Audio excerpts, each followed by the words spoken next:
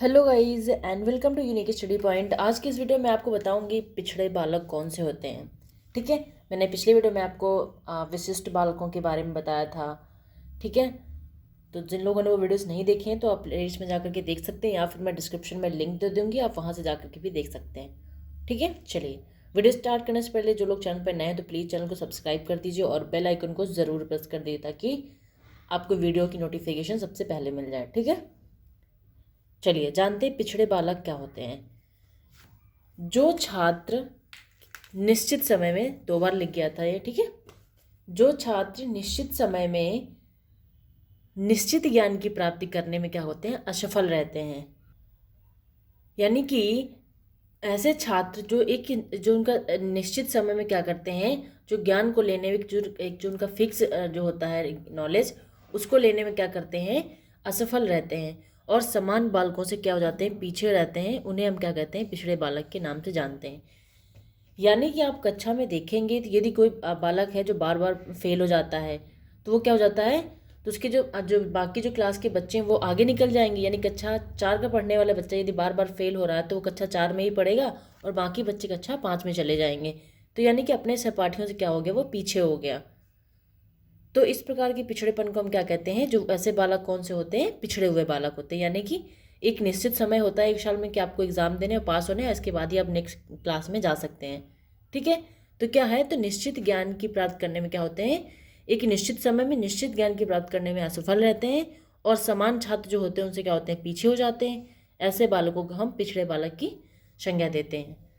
ठीक है, पिछड़े का अर्थ क्या है, अपने कार्य में अपने साथियों से पीछे रह जाना।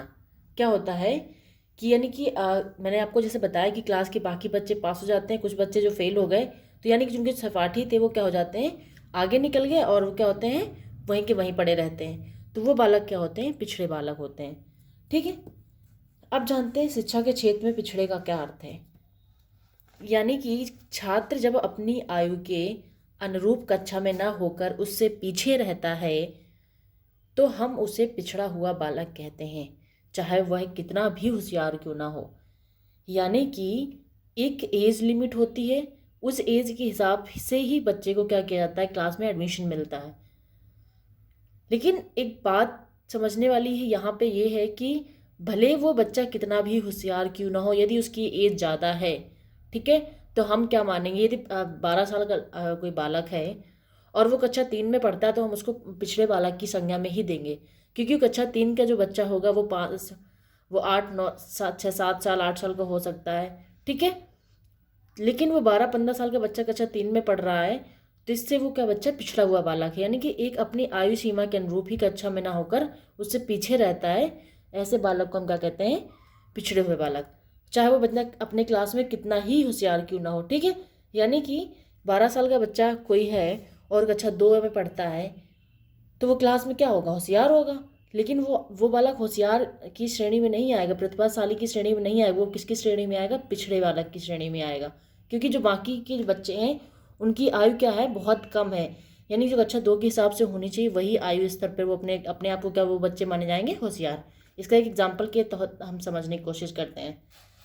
जैसे कक्षा 10, यदि एक 10 वर्षीय बालक यदि तीसरी कक्षा में पढ़ता है तो हम उसे क्या कहेंगे, पिछड़ा हुआ कहेंगे, भले ही वह अपनी कक्षा में सबसे होशियार क्यों ना हो। क्योंकि कक्षा 10 का बालक, कक्षा 10 वर्ष का बालक है और कक्षा 3 में पढ़ता है तो वो क्या हुआ, बहुत पिछड़ा बालक है। क्योंकि उसको तो अगली क्लासों में होना चाहिए, बल्कि वो अभी कक्षा 3 में ही पढ़ रहा है। तो हम उसको सबसे क्या कहेंगे, पिछड़ा हुआ बालक कहेंगे, चाहे वो अपनी क्लास में कितना ही होशियार क्यों ना हो। ठीक है, अब जान लेते हैं प्रकार के बारे में। तो इसके प्रकार कौन कौन से होते हैं, वैयक्तिक होता है और सामूहिक। यानी कि एक पर्सनली होता है, एक ग्रुप में होता है, इंडिविजुअल एंड ग्रुप में। ठीक है, अब एक एक को जान लेते हैं कि इनमें वैयक्तिक जो होता है पिछड़ापन कैसा होता है और सामूहिक पिछड़ापन कैसा होता है। तो जहाँ क्या होता है, किसी कक्षा में कुछ छात्र ऐसे होते हैं जो क्या होते हैं, पिछड़े हुए होते हैं। और लेकिन वो उनके पिछड़ेपन का कारण क्या होता है, सबका अलग अलग होगा। एग्जाम्पल के तहत जाने की, जैसे क्लास में 10 बच्चे हैं, ठीक है, और जो 5 बच्चे ऐसे हैं जो पिछड़े हुए हैं। यानी कि तो पांचों की जो बच्चों के पिछड़ेपन का कारण जो होगा वो क्या होगा, अलग अलग। किसी को मैथ में दिक्कत हो, किसी मेंटल लेवल कम है, शारीरिक कोई दिक्कत है। यानी कि सबकी जो प्रॉब्लम होंगी वो क्या होगी, सबकी अलग अलग होंगी। तो वो कैसा हो जाता है, पिछड़ापन वैयक्तिक हो जाता है। और जबकि सामूहिक की बात करें तो क्या हम कहेंगे कि जहाँ कक्षा के अधिकतर छात्र क्या हो, पिछड़े हुए हो, और उनके पिछड़ेपन का कारण क्या हो, समान हो। यानी कि जैसे मैंने आपको बताया कि 10 बच्चे हैं कक्षा कोई क्लास में, तो 10 में से आपके जो 10 बच्चे हैं उनके पिछड़ेपन का कारण क्या हो, सेम हो, ना कि अलग अलग। किसी को मैथ नहीं आ रही, पूरे बच्चों को मैथ नहीं आ रही, तो क्या इसका जो पिछड़ेपन का कारण क्या हुआ, सेम हुआ। कोई टॉपिक समझ में नहीं आया तो पूरी क्लास को समझ में नहीं आया, तो पिछड़ेपन का कारण क्या है, समान हुआ। ठीक है, तो ऐसा पिछड़ापन कैसा होता है, सामूहिक होता है। ठीक, अब पिछड़े बालक की विशेषताएं देख लेते हैं कि पिछड़े बालक कैसे सीखते हैं। तो इनकी जो सीखने की गति क्या होती है, धीमी होती है, तभी तो पिछड़े। जो यदि सीखने की गति इनकी अच्छी हो तो पिछड़े होंगे नहीं, समान बालकों के श्रेणी में रहेंगे। अगला, जीवन में निराशा का अनुभव करते हैं, अपने आप को हीन मानते हैं कि अब मेरे से नहीं होगा, मैं नहीं कर सकता ये। क्योंकि वो क्या होते हैं, इसी तरह वो सोच सोच के क्या होते हैं, समान बच्चों की तुलना में क्या हो जाते हैं, पिछड़ जाते हैं।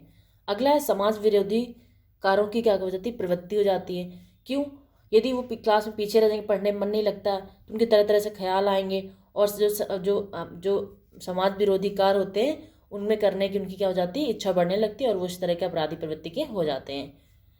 अगला पॉइंट है व्यवहार संबंधी समस्याओं की अभिव्यक्ति।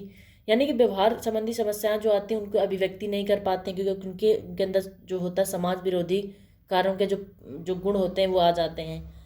ठीक है, अगला पॉइंट क्या है, समान विद्यालय में पाठ्यक्रम से लाभ उठाने में क्या होते हैं, असमर्थता होती है।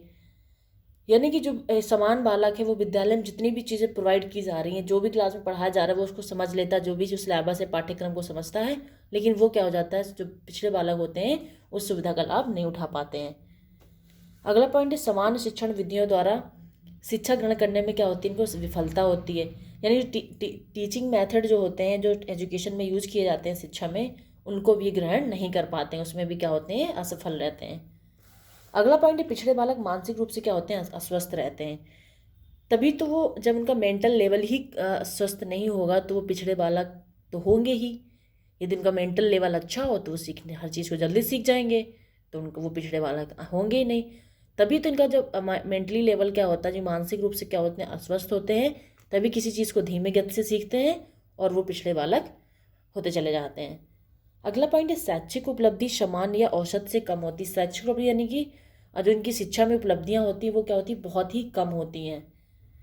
अगला पॉइंट, ये अपनी कक्षा और अपने से नीचे की कक्षा का कार्य करने में असमर्थ होते हैं। पिछड़े यानी कि अपनी कक्षा में जो पढ़ाया जाता है वो कर नहीं पाते हैं, तो पिछड़े होते चले जाते हैं, और अपनी जो पिछली कक्षा होती है उनका भी कार्य, उन क्लासों का काम भी क्या होता है, नहीं कर पाते हैं। तो ये सभी बालक क्या होते हैं, पिछड़े बालक। ठीक है, मैंने आपको पूरा समझा दिया पिछड़े बालक क्या होते हैं, प्रकार कौन से होते हैं, इनकी परिभाषा और इसका अर्थ क्या है, इसकी विशेषताएं। आप चाहें तो आप एक एक करके स्क्रीनशॉट ले सकते हैं। आई होप आपको समझ में आया हो। Thank you so much for watching this video. Thank you so much.